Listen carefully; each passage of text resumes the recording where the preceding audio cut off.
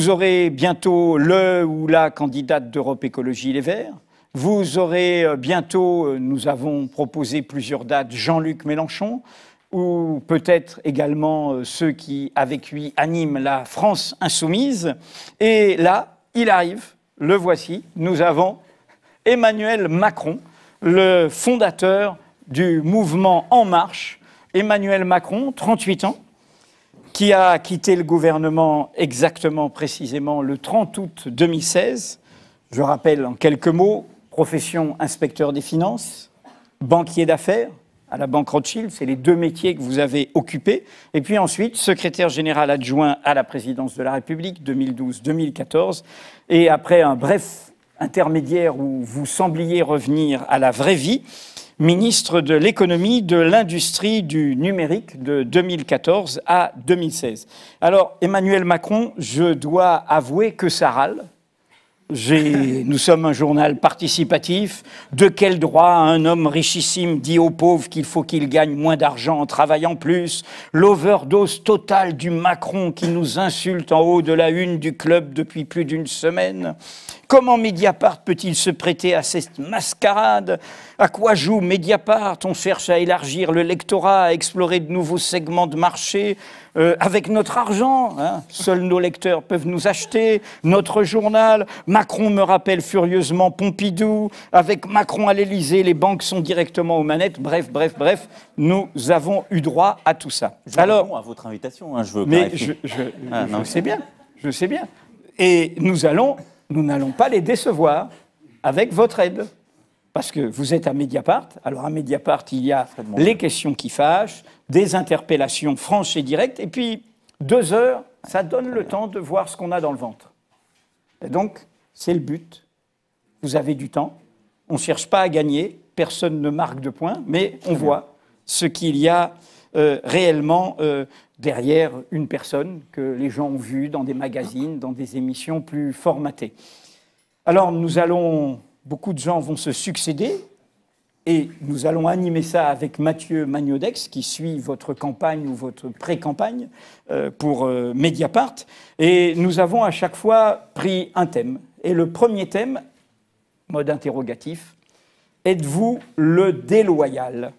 Mathieu. Bonsoir. Bonsoir. Vous avez donc démissionné du gouvernement le 30 août pour entamer, vous avez dit à l'époque, une nouvelle étape.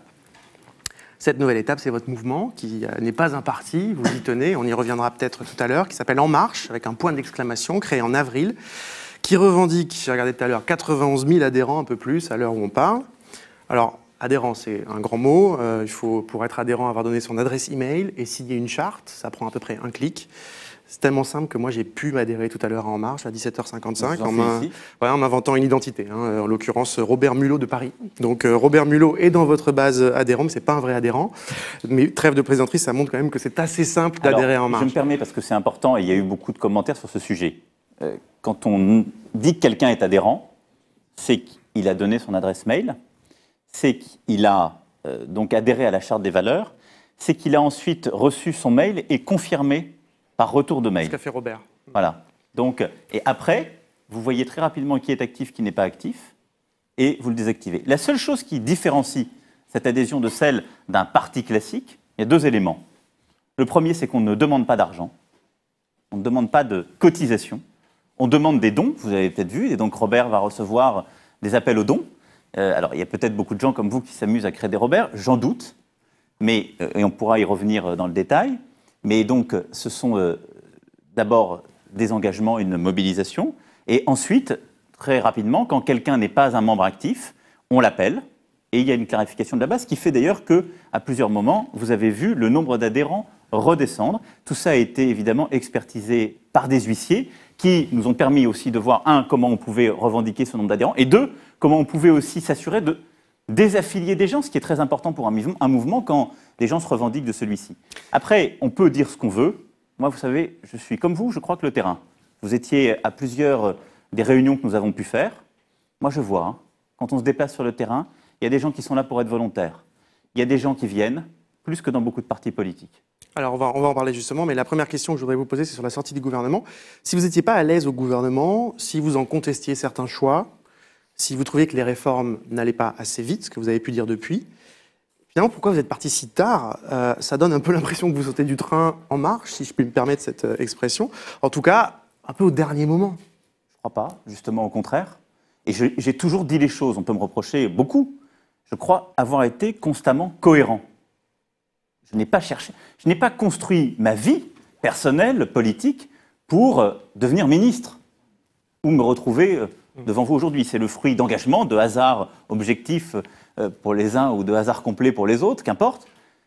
J'ai quitté la présidence de la République. Je l'ai quittée à l'été 2014. C'est la vraie vie dont je parlais tout à l'heure. C'est important parce que je l'ai quitté aussi, parce que je pensais qu'une page était tournée, que j'avais fait des choses dans lesquelles je croyais, que je n'avais pas réussi à faire d'autres choses. Je ne l'ai pas quitté pour avoir un hocher, être nommé dans une entreprise publique, avoir des privilèges. Je l'ai quitté en effet pour moi-même recréer ma propre activité, moi-même aller enseigner et donc reprendre mes risques. Lorsqu'on m'appelle, le président de la République en l'espèce, m'appelle en août 2014 pour succéder à Arnaud Montebourg. Je ne pense pas que je sois le premier choix, mais il m'appelle avec une connaissance très claire de qui je suis, ce que je pense, et nous avons une discussion. Je lui dis, moi, si je viens, c'est pour pouvoir réformer, parce que je crois dans la nécessité de devoir réformer notre économie et aller de l'avant. Vous connaissez mes engagements, mes opinions, et donc je les défendrai, et je le ferai constamment. Je suis rentré au gouvernement, quelques jours après, le jour même, pardon, de ma nomination, sortait un article qui exprimait ce que je pensais sur, justement, la réforme du droit du travail, qui n'était pas à ce moment-là la position du gouvernement. J'ai constamment, d'abord pu, durant la première année, porter des réformes, on pourrait y revenir si vous le souhaitez, et donc je n'ai pas été entravé dans mon action de ministre, à ce moment-là, pendant la première année, et j'ai constamment dit les choses. La deuxième année d'exercice de mes fonctions, j'ai été entravé dans l'exercice de ces fonctions, puisque des projets que je portais ont été abandonnés. La loi Noé.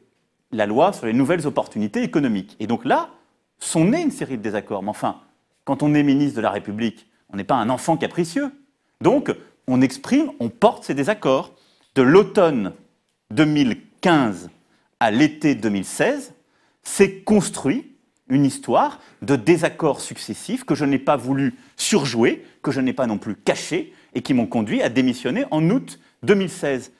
De manière très simple, je construis ce programme pour les nouvelles opportunités économiques, avec des réformes qui n'étaient pas du moins-disant social, j'espère qu'on y reviendra, qui était la façon de voir comment on pouvait saisir les nouvelles opportunités qu'il y a dans notre économie, et en même temps montrer qu'une partie de notre modèle social n'est plus adaptée aujourd'hui à ce monde et fait de vraies injustices.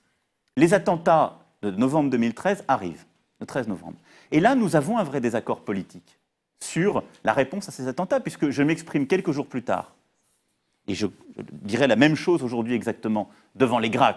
J'ai été invité à conclure leur université d'été. Je ne pense pas que ce soit les grands amis de vos lecteurs qui ont écrit tout cela. Mais il y a toutes sortes de lecteurs à Mediapart. Donc c'est parfait. Mais moi-même, j'y suis allé en appelant un discours de responsabilité. Et j'ai dit, vous, à qui je parle, nous collectivement, compte tenu de quelle a été ma formation professionnelle, personnelle, c'est-à-dire des gens que certains qualifient d'élite, en tout cas, en effet, des responsables politiques et économiques, on a une responsabilité dans cette affaire parce que ce qui vient de se passer, ce sont des enfants qui ont grandi dans ce pays. Et ce qui s'était passé en janvier aussi. Et donc, ça n'est pas excusé, mais nous avons une responsabilité qui est d'essayer d'expliquer et de faire que ça ne se reproduise pas. Il y a un problème dans cette société.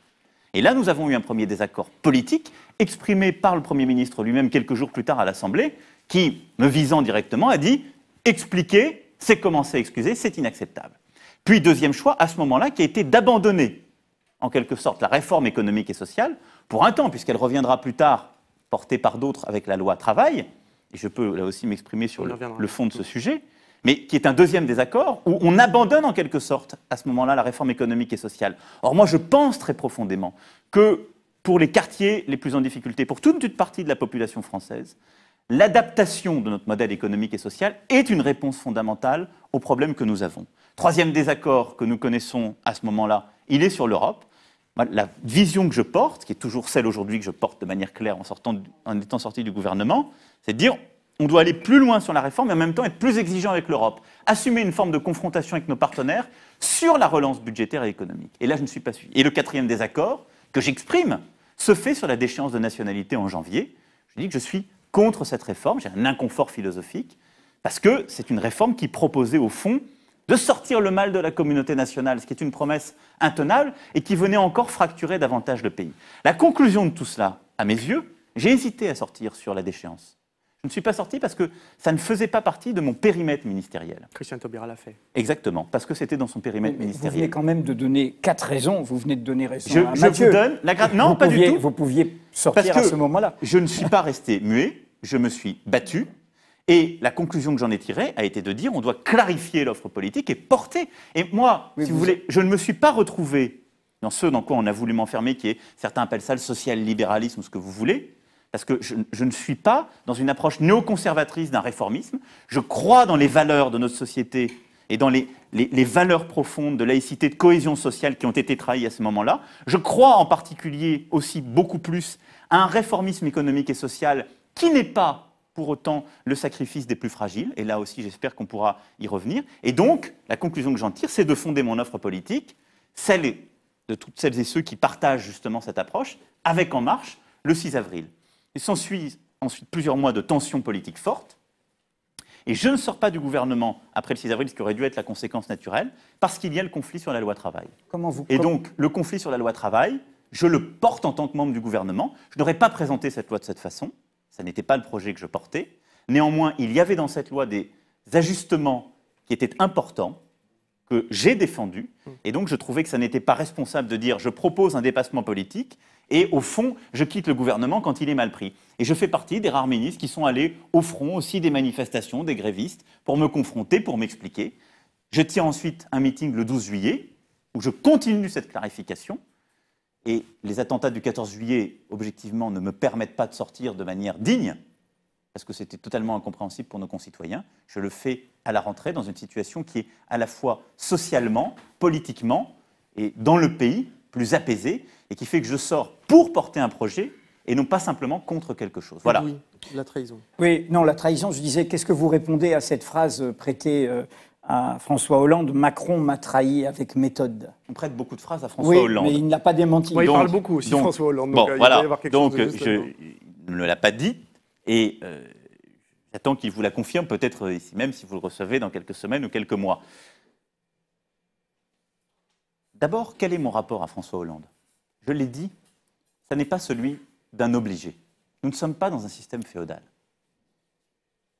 Et donc, il y a un rapport de loyauté qui conduit à définir une trahison ou pas. Est-ce que j'ai été, au fond, est-ce que je l'ai trahi? Est-ce que j'ai été déloyal en ne disant pas qui j'étais? Du jour où j'ai accepté d'être ministre, j'ai dit les choses et il savait qui j'étais, puisqu'il me connaissait et j'avais quitté l'Élysée. Est-ce que j'ai caché mes opinions? Accord ou désaccord? À aucun moment. J'ai porté mes opinions, quand bien même elles n'étaient pas tout à fait partagées par lui, au Parlement, devant une majorité qui ne les partageait pas non plus, avec conviction. J'ai porté mes désaccords. Est-ce que je l'ai fait de l'intérieur? Pendant les quelques mois où j'ai considéré qu'il n'était pas digne de sortir, je suis ensuite sorti pour prendre mes risques. La trahison ou la déloyauté, ça aurait été de rester dans le gouvernement, de les porter, de faire ce que j'entends parfois, c'est-à-dire des gens qui sont plus capables, de jouer l'empêchement de l'intérieur, le cynisme. Je ne l'ai pas fait. J'ai pris mes risques. Et ensuite, j'aurais trahi si j'avais construit ma carrière politique comme un obligé politique. Ça n'est pas le cas. J'étais un homme libre. Je suis venu du secteur privé. J'avais mon indépendance. Je suis parti de l'Élysée en étant un homme indépendant. Je n'ai pas demandé de gage. Et est-ce que j'ai quitté le ministère qui était le mien, que j'ai servi avec honneur et bonheur? Et ça a été un déchirement pour moi de partir. Est-ce que je l'ai quitté pour aller suivre un candidat mieux positionné que François Hollande? Ce que certains ont fait par le passé. Ça, c'est de la trahison.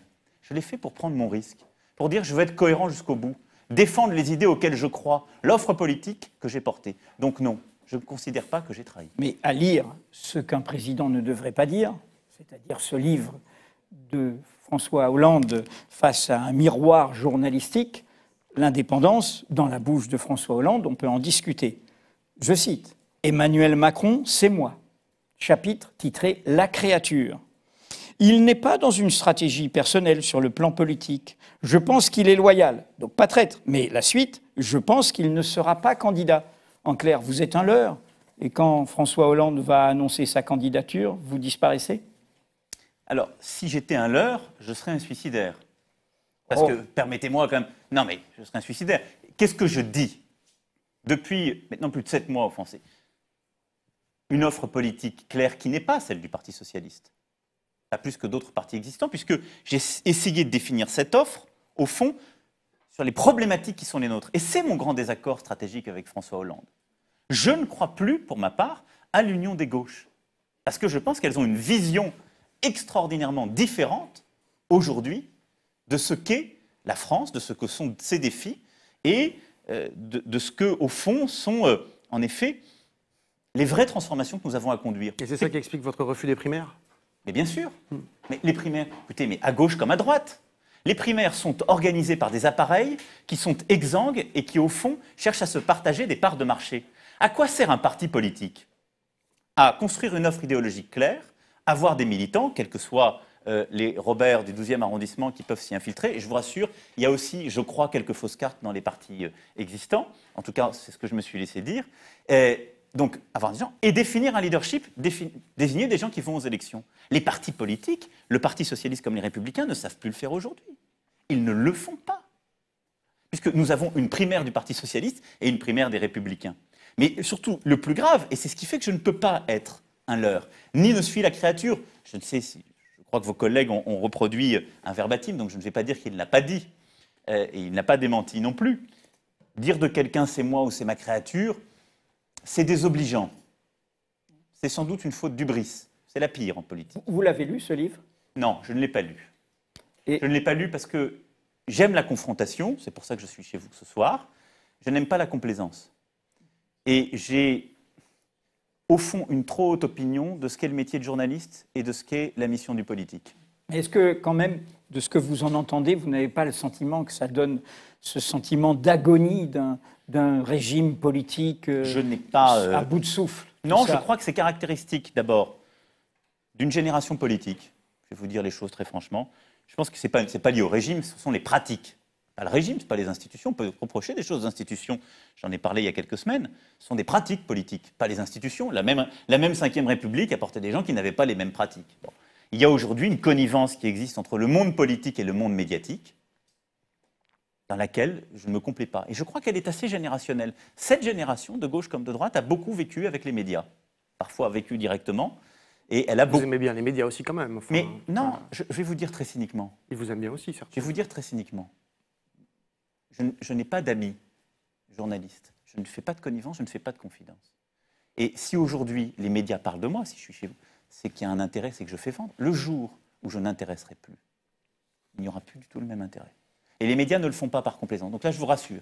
Mais ce qui est le plus important, pourquoi je ne peux pas être un leurre, qui est le sujet idéologique pour moi le plus fondamental de la période que nous vivons, c'est qu'au fond, aujourd'hui, il y a le choix entre le repli sur des appareils qui ne répondent plus aux problématiques du pays et qui mettent d'accord des gens dans un intérêt, au fond, patrimonial. On va préserver la caisse, on va préserver le parti.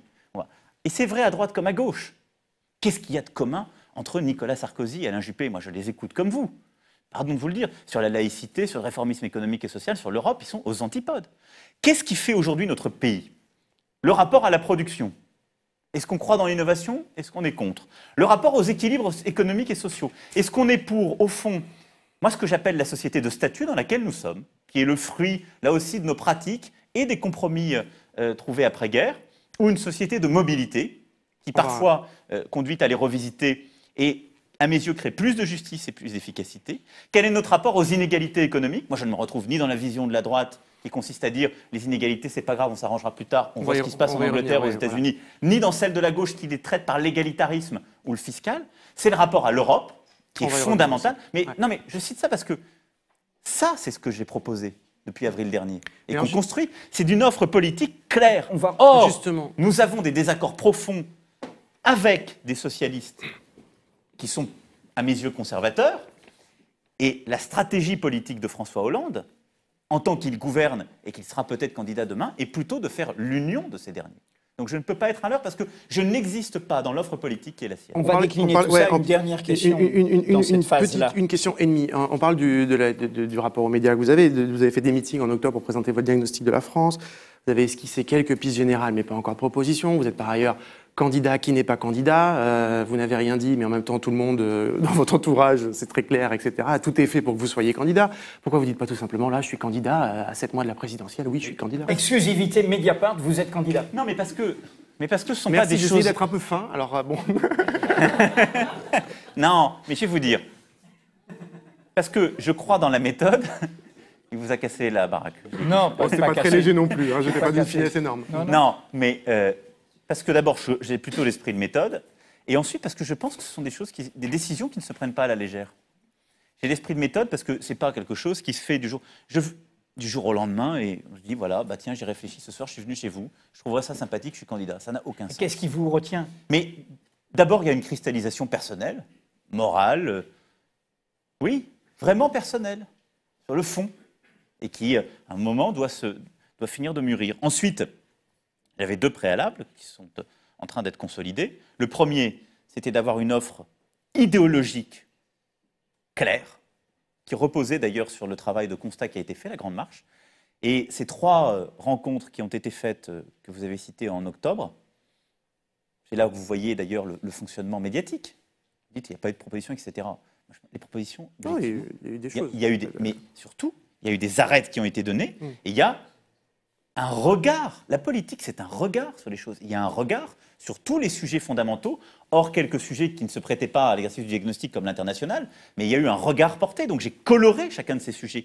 Et j'ai construit le socle idéologique, et donc j'invite nos téléspectateurs à les lire, parce que c'est des textes qui sont assez longs. J'ai construit ce socle, on peut être en accord, en désaccord, mais j'ai expliqué clairement moi, comment je voyais chacun de ces sujets. Ça ne sert à rien de faire des propositions si on n'est pas d'accord sur les fondations. Je veux dire, si on n'a pas une vision établie, par exemple, du rapport à la laïcité, vous pouvez dire, moi je propose qu'on aille former les imams, faire ceci, cela, ça n'a aucun sens. Donc le socle est là. Le socle idéologique, on l'a installé en octobre. Ensuite, il fallait structurer ce mouvement. On a eu plus de 12 000 personnes qui ont été des membres actifs de cette grande marche. On a eu plus de 10 000 personnes qui ont voulu être des membres actifs du mouvement. Il y a eu tout un processus, et donc on a identifié les 100 référents départementaux la semaine dernière, 1 500 comités locaux qui se sont formés. Et donc on structure les choses parce que je veux que cette offre politique progressiste dure. Parce que je crois à cette recomposition politique dans un clivage nouveau entre progressistes et conservateurs. Et donc je veux qu'elle dure. Ça n'est pas, si vous voulez, quelque chose qu'on veut faire là, en quelques mois, à la va-vite, qui aurait vocation à disparaître. Et donc, ces 2 choses-là, elles devaient s'ancrer. C'est ça sur quoi on travaille. Et la chose viendra en son temps. Et ça lui fait des ennemis, cette chose qui Ouais, dure. une petite question pour finir. On a 2 minutes là avant de passer, avant que Laurent nous rejoigne. En avril, votre épouse a donné une interview à Paris Match pour, a-t-elle dit, démentir des rumeurs de caniveau vous concernant. C'est ce que je cite. Rumeurs qui, semble-t-il, persistent, puisque dans l'Express du 21 septembre dernier, il y a eu cet article intitulé « Le temps des boules puantes », avec en gros des boules puantes, ça a l'air très très grave. Et alors, il est intéressant cet article puisqu'il commence comme ça. Emmanuel Macron l'a fait dire à Nicolas Sarkozy, les rumeurs sur sa vie privée qui courent dans Paris, il en a identifié l'origine. Il sait qu'elles viennent d'un proche de l'ancien chef de l'État. Et un peu plus loin, cette phrase qui nous donne en gros une idée des rumeurs en question, puisque Nicolas Sarkozy dit de vous que vous êtes, il paraît qu'il dit ça dans les dîners aux journalistes, que vous êtes un peu homme, un peu femme, androgyne. Alors la question est simple. Y a-t-il un cabinet noir contre vous pour alimenter des rumeurs sur votre vie privée? Qui l'anime? Donc, s'il y a un cabinet noir, vous avez répondu à cet article de l'Express. Voilà. Qui en est responsable et que disent-ils donc de si horrible pour vous nuire? Alors, non, mais je vais être très direct. Bien sûr qu'il y a des boules puantes, comme disent vos collègues, et qu'il y a, je ne dirais pas un cabinet noir, enfin, peut-être qu'il y en a un. J'essaie, pour passer de bonnes nuits, de ne pas être paranoïaque. Les Churchill, même les paranoïaques ont des ennemis, donc ça ne réglera pas le problème. Donc, il y a eu en effet des rumeurs, des coups qui ont été montés sur des sujets patrimoniaux, personnels et autres, que j'ai pu d'ailleurs clarifier. Et là, certains veulent s'attaquer en effet à ma vie familiale. Donc soyons directs, je ne pense pas qu'il y ait de cabinet noir, mais beaucoup de gens s'amusent à dire que j'ai une double vie.